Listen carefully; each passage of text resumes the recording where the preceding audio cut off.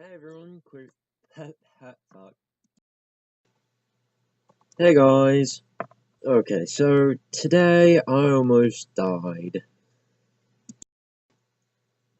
Yeah, Blanca was driving us home after she got off work, and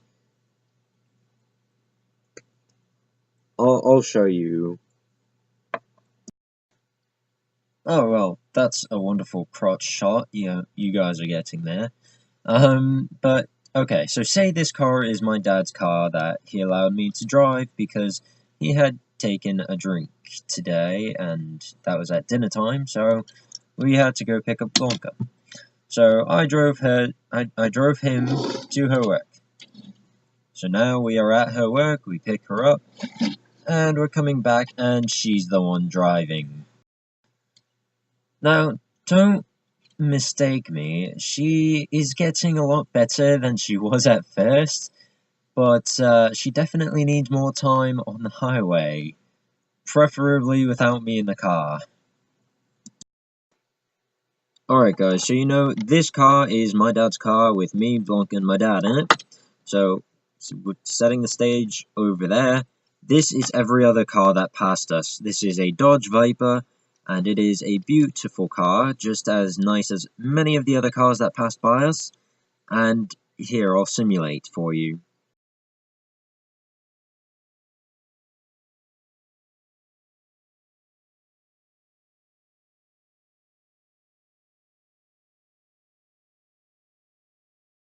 Now, honestly, I understand. Everybody comes from that point whenever they're first starting to learn how to drive. I don't like that while my dad had that drink in him for 3 hours at least, he let her drive while I was in the car. I mean, seriously, I was literally freaking out the entire way home. And this is not the first time he's let her drive while I'm in the car. And the first time she drove me around, I said never again. I jumped out of the car when we got home, and I started kissing the ground. Another scenario is, granted a lot of people do this, they get afraid of a car that's passing by them. If this happens to you, please take a few deep breaths. Don't let yourself get sucked into the vehicle that's passing you, especially if it's a big rig.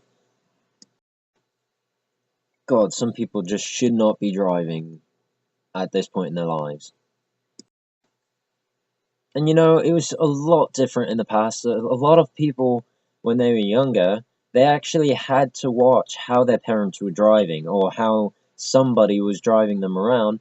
That way, they would know what to do in any situation. And then they would be able to go off and take the license driving test and pass. Flying colors, flying stars, whatever you want to say. Nowadays, we have phones, we have video game consoles that are portable, we have books, we have all these other things. Granted, they have had books back then too, but back then they still had nothing really to do. They didn't have the video games, the MP3 players, anything else like that, and they probably didn't fall asleep in the car. I take that back. Maybe when they were babies and, up to 7 years old or something like that. But after that point, they had to start watching the person who was driving. That way, they could actually learn. Don't get me wrong, I do give credit to a lot of people who are in bad situations that can't learn. So if you're in one of those situations, say you're in the foster care system and nobody's letting you learn how to drive, I understand that, and if you are in that situation, make sure you're making your foster parents or your adoptive parents very happy. That way they will be more than willing to teach you. Do everything in your power to make them happy, because learning how to drive, if they are extremely rude people, this will help you to get out of there a lot sooner on your own. And if you are learning from a teacher in a school how to drive, good luck to both you and the teacher. So, the basic moral of the story is learn how to steer the car properly. If you feel yourself starting to be dragged into another vehicle while you're on a highway or something, don't allow them to bully you, but don't jerk the wheel. Just slowly turn it, because if you're going at that fast pace, around 50, 60 miles an hour, then just slight motions. Because if you jerk the wheel, you're just going to fly off the road. If you're having trouble on the highways and all that kind of stuff, just tell your parents, don't be afraid. Just go to your parents and say, hey, mom or dad, can I just go on some back roads, get a feel for the vehicle that I'm about to be driving, so that way I'm not afraid when I get onto the highway. Just so you can get a feel for the car and you have no worries. Anyways, guys, I hope that you seriously take this advice no matter where you're coming from. And I do hope you enjoyed this video. I hope you enjoyed the lesson that I taught you, and hopefully you won't have any near-death experiences like I had. Which, by the way, it was raining as she was driving. Yay. Anyways, please, if you haven't already, go ahead and subscribe to my channel.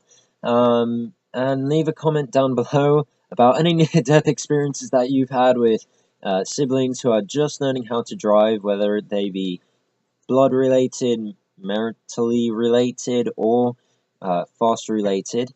And